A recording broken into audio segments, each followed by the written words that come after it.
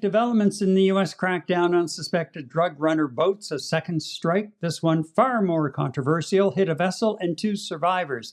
Now here's what's new, what's being denied, and what it could mean. Last week we discussed the Trump administration's war on suspected drug-running boats headed for the U.S. On Friday, new reports surfaced about a second strike against one of the vessels on September 2nd, a strike to kill 2 survivors of the initial hit, clinging to debris. Now that has sparked outrage from human rights groups and questions about the legality of the whole thing. The White House has been scrambling, and they've been denying and authorizing, pointing fingers from Secretary of War Pete Hegseth, giving the order to the administration, all kinds of statements going back and forth. So let's have a look at how the White House addressed it yesterday. To be clear, does the administration deny that that second strike happened, or did it happen and the administration denies that Secretary Hegseth gave the order? The latter is true, Abe, and I have a statement to read for you here. President Trump and Secretary Hegseth have made it clear that presidentially designated narco-terrorist groups are subject to lethal targeting in accordance with the laws of war.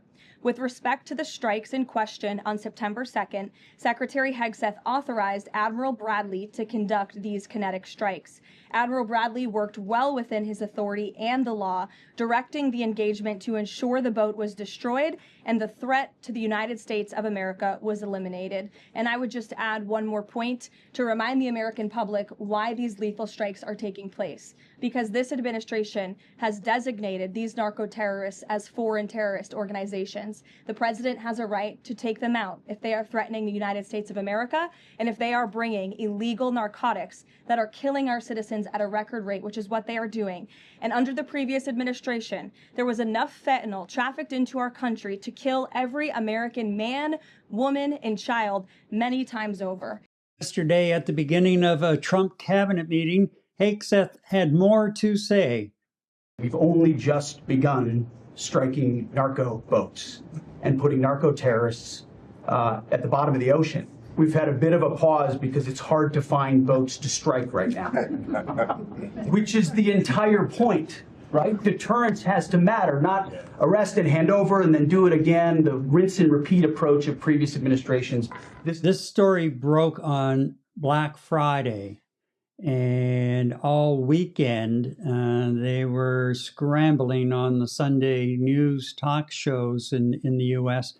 trying to worm out of this one, because originally it all came back to Secretary of War Pete Hegseth and the fact that he was the one who said kill them all, and he's trying to brush that off and put it more on the admiral. The admiral was told to take the boats out, and that the admiral had the authority to do so, as you heard the press secretary say in her statement, that they were acting under maritime law, which there are all kinds of questions, Greg, coming out of that.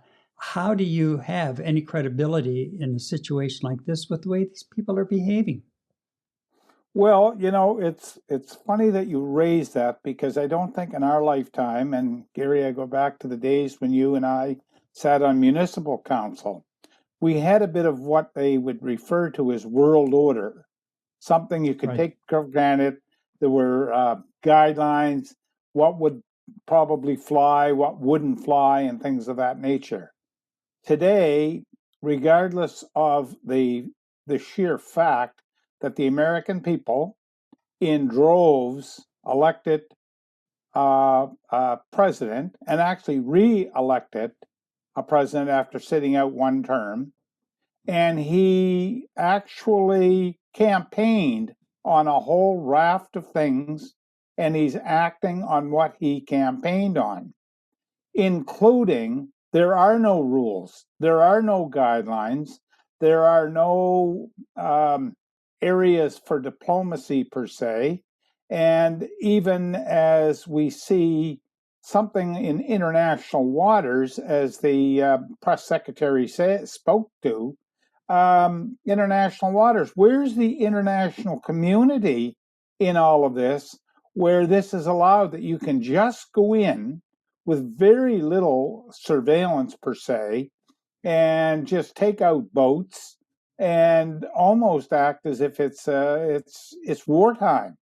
All rules and anything on the international water is out, and it's fair game. And the masses, and often referred to as the mega in the United States, buy it because they say it's getting rid of a huge problem, which no one doubts, and that is the mega drug problem in the world. Right. And it's almost like a permission. It's a cultural permission to do whatever it takes to get a bit of law and order. Now, I make one other final comment. The stark reality that we've seen with this administration is when someone fact checks, it's really not accurate. Like the fentanyl coming in from Canada, Right. and the amount, there's just one example when it works out to 1%. And yes, 1% is too much, but at the same time, it just gives you full permission, and it gives you a mandate to do whatever you want. Close the borders, et cetera, et cetera, et cetera. So we've got two things here. One, world order is everything's on the table. You can do whatever you want if you're the United States. And secondly, other world leaders are right now so frightened they don't know what to do or how to react.